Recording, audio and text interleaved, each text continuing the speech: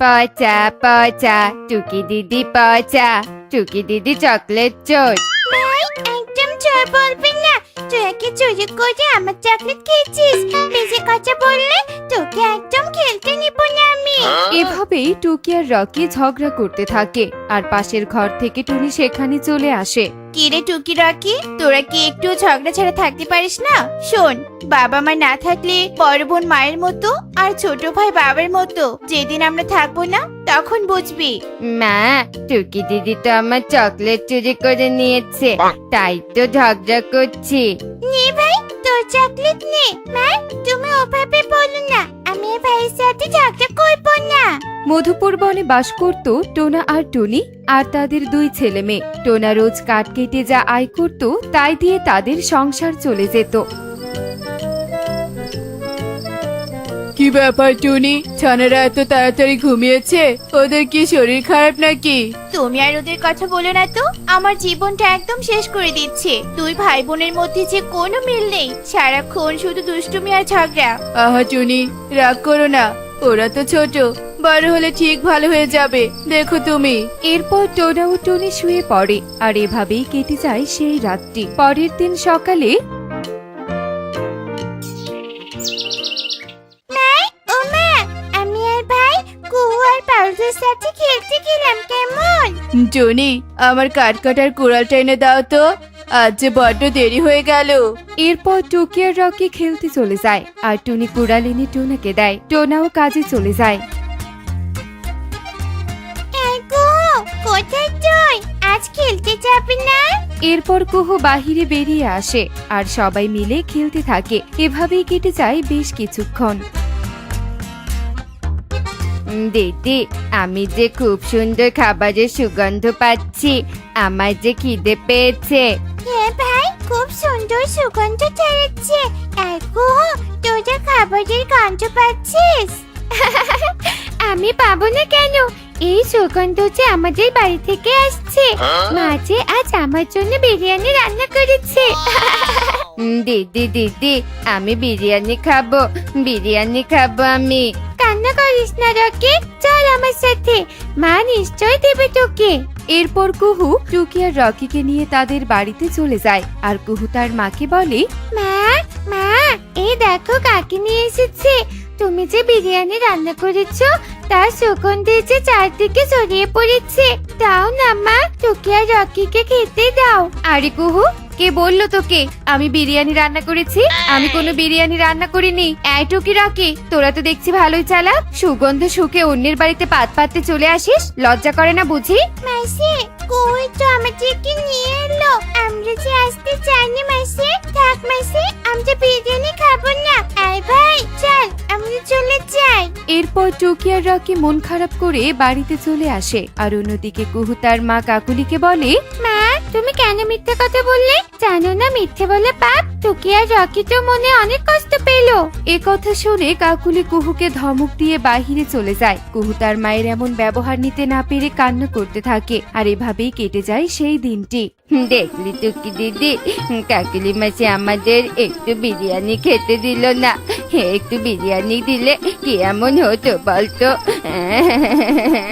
কান্না করিস না ভাই, মা শুনতে পেলে যে কষ্ট পাবে।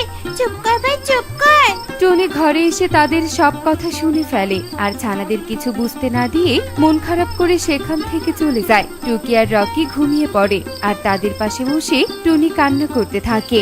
কাকুলি দিদি এত নিষ্ঠুর, আমার এই ছানা দুটোকেও কটু কথা বলতে ছাড়লো না। আর সৃষ্টিকর্তা, মা হয়ে ছানাদের এমন কথা কিভাবে সহ্য করি? কি হলো টুনি, তুমি এখানে বসে বসে কান্না করছো কেন? ছানারা তো উঠে যাবে। কি হয়েছে টুনি, বলো তো? এরপর টনি টোনাকে সব কথা খুলে বলে। সব শুনে টোনা মনে অনেক কষ্ট পায় আর বলে, কেঁদো না টুনি, কেঁদো না। কাল আমি একটু বেশি কাজ করব আর ছানাদের জন্য ভালো ভালো খাবার আনবো। এরপর টোনা ও টনি ঘুমিয়ে পড়ে আর এভাবেই কেটে যায় সেই রাতটি। সকালবেলা টোনা কুড়াল নিয়ে বনে চলে যায় কাঠ কাটতে। যত কষ্টই হোক, আজ আমাকে বেশি করে কাঠ কাটতেই হবে। হায় সৃষ্টিকর্তা, আমাকে শক্তি দাও। এরপর টোনা সন্ধ্যা অবধি বনে কাঠ কাটতে থাকে আর সেই কাঠ বিক্রি করে টোনা ছানাদের জন্য খাবার কিনে বাড়িতে আসতে থাকে। অন্ধকারে টোনা হেঁটে হেঁটেই যাচ্ছিল। মাঝপথে টোনা কারো আর্তনাদ শুনতে পায়। মনে হচ্ছে ওই পাশে কেউ কান্না করছে। আমি যে কেমন একটা শব্দ পাচ্ছি, যাই গিয়ে দেখি তো। এরপর টোনা গুটি গুটি পায়ে এগোতে থাকে আর সামনে গিয়ে দেখে পেঁচা তান্ত্রিক পড়ে কাতরাচ্ছে। পানি পানি, আমাকে কেউ একটু পানি খেতে দাও, পানি দাও। আরে আরে, দেখে তো মনে হচ্ছে কোনো তান্ত্রিক বাবা। না না, আগে তান্ত্রিক বাবাকে সাহায্য করি, তারপর ওসব কথা ভাবা যাবে। এরপর টোনা তান্ত্রিককে তোলে আর কাছে থাকা খাবার খেতে দেয়। এরপর পাশের নদী থেকে পানি এনে দেয়। খাবার খেয়ে তান্ত্রিক অনেকটাই সুস্থ হয়ে যায়। কে বাবা তুমি, আমাকে সাহায্য করলে? তান্ত্রিক বাবা, আমি হলাম টোনা, এ বনে আমার বাস। আচ্ছা তান্ত্রিক বাবা, আপনি তো এ বনের না, তাহলে এ বনে এভাবে পড়ে আছেন কেন? বাবা টোনা, আমি যাব পাশের বনে। অনেক বন পেরিয়ে আস্তে আস্তে আমার গচ্ছিত খাবার শেষ হয়ে যায়। আমি এই বনে এসে না খেতে পেয়ে অসুস্থ হয়ে পড়ি। এরপর পেঁচা সব কথা টোনাকে খুলে বলে আর উপহার স্বরূপ টোনাকে কিছু বীজ উপহার দেয়। এই বীজ ছাড়া দেবার মতো আমার কাছে কিছুই নেই। তোকে অনেক ধন্যবাদ বাছা, তুই আমার জীবন বাঁচিয়েছিস। এ কথা বলে পেঁচাতান্ত্রিক সেখান থেকে চলে যায় আর টোনা খালি হাতে বাড়িতে ফিরে আসে। টোনার খালি হাত দেখে টনি অবাক হয়ে যায় আর টোনাকে বলে, কি হলো টোনা? তুমি তো বলেছিলে আজ ভালো খাবার আনবে। আমি যে ছানা দুটোকে সে কথা বলেছি, তাই তো তারা খুশি হয়ে এখনো জেগে আছে। আর তুমি কিনা এলে খালি হাতে। এরপর টোনা সব কথা টুনিকে খুলে বলে আর সব শুনে টুনি নিজের ভুল বুঝতে পারে আর ছানাদের সান্ত্বনা দিয়ে ঘুম পাড়িয়ে দেয়। এভাবে কেটে যায় সেই রাতটি। টোনা তান্ত্রিক বাবার দেয়া বীজগুলো জমিতে রোপণ করে। বুঝলে টুনি, এই অসময়ে তরমুজ হলে যে ভালোই দাম পাবো, শুধু একটু বেশি যত্ন নিতে হবে। ঠিক বলেছো টোনা, আমি খুব মনোযোগ দিয়ে এই তরমুজ ক্ষেতের যত্ন নেব। তুমি কোনো চিন্তা করো না টোনা। তখনই সেখানে টিয়ে আর কবুতর চলে আসে আর টিয়ে বলতে থাকে, কি রে টোনা, কিসের বীজ রোপণ করলি? তরমুজের বীজ। আরে পাগল টোনা, বৃষ্টিতে তরমুজ চাষ করছিস? আর কিছুদিন পর তো বৃষ্টি শুরু হবে, তখন কি করবি রে? আরে কবুতর দাদা, চলো তো চলো। গরিবের দুটো টাকা হলে রাখার জায়গা থাকে না, তেমন হয়েছে টোনার অবস্থা। কবুতর আর টিয়ে এভাবেই টোনাকে উপহাস করে সেখান থেকে চলে যায় আর টোনা টুনি ওদের কথার গুরুত্ব না দিয়ে মনোযোগ দিয়ে নিজের কাজ করতে থাকে। কাজ করা শেষে তারা বাড়িতে ফিরে আসে। এই ভাই জানিস, বাবাকে কে যেন তরমুজের বীজ দিয়েছে। আর আজ বাবা মা সেগুলো রোপণ করেছে। আমরা এবার খুব মজা করে তরমুজ খাবো।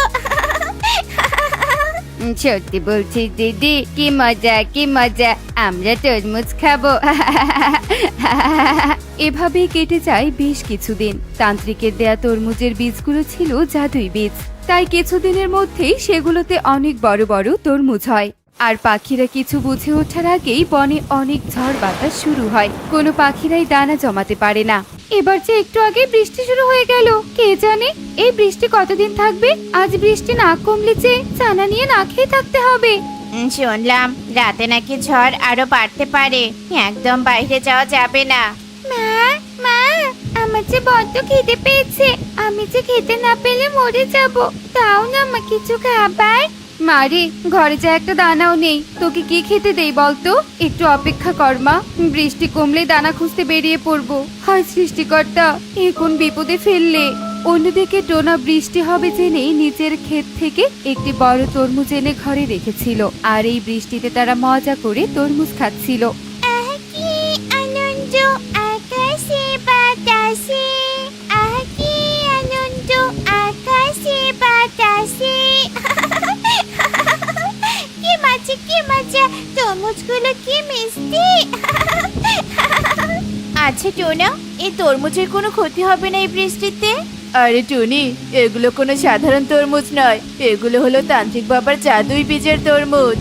এভাবেই দুদিন কেটে যায়। বৃষ্টি থামার কোনো নামই যেন নেই। বনের প্রায় সব পাখিরা না খেতে পেরে অসুস্থ হয়ে পড়ে। এরপর কাকুলি আর কালু বৃষ্টিতে ভিজেই বিউটি আর কবুতরের বাড়িতে যায় আর দরজায় কড়া নাড়তে থাকে।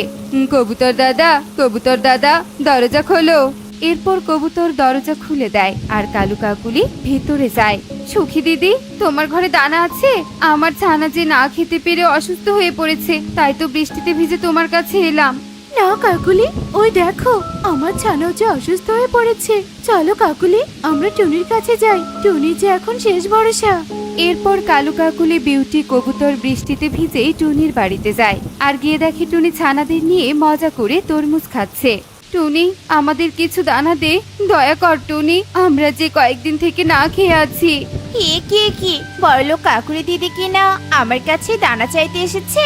না না কাকুলি দিদি, আমার কাছে কোনো দানা নেই। হাড় হাপাতের মতো অন্যের বাড়িতে দানা চাইতে লজ্জা করে না? আমার কথা আমাকেই ফিরিয়ে দিচ্ছিস টুনি? যত অপমানই কর, তবুও কিছু দানা দে। আমাদের ছানাগুলো যে অসুস্থ হয়ে পড়েছে, ক্ষমা করে দে টুনি, আমাদের ভুল হয়েছে। কাকলি টুনির কাছে এভাবেই ক্ষমা চায় আর বৃষ্টির সময় তরমুজ চাষের জন্য কবুতর যে উপহাস করেছিল তার জন্য ক্ষমা চায়। মেসেজে আমাদের খেতে তরমুজ খেতে দাও না, আর একটু কুয়োর জন্যও দাও। কুয়ো যে আমার বন্ধু, ও অনেক ভালো মা। রাগ করে থেকো না টুনি, ক্ষমা হলো মহৎ গুণ, তুমি ওদের ক্ষমা করে দাও, ওরা তো নিজেদের ভুল বুঝতে পেরেছে। এরপর টুনি সবাইকে ক্ষমা করে দেয় আর সবাইকে তরমুজ খেতে দেয়। পাখিরা নিজেরা তরমুজ খায় আর ছানাদের জন্য তরমুজ নিয়ে যায়। এমনই সব মজার মজার শিক্ষণীয় টুনি পাখির গল্প দেখতে আমাদের সাথেই থেকো। আর গল্পটি কেমন হয়েছে তা কমেন্টে জানাতে ভুলো না কিন্তু। Bye bye.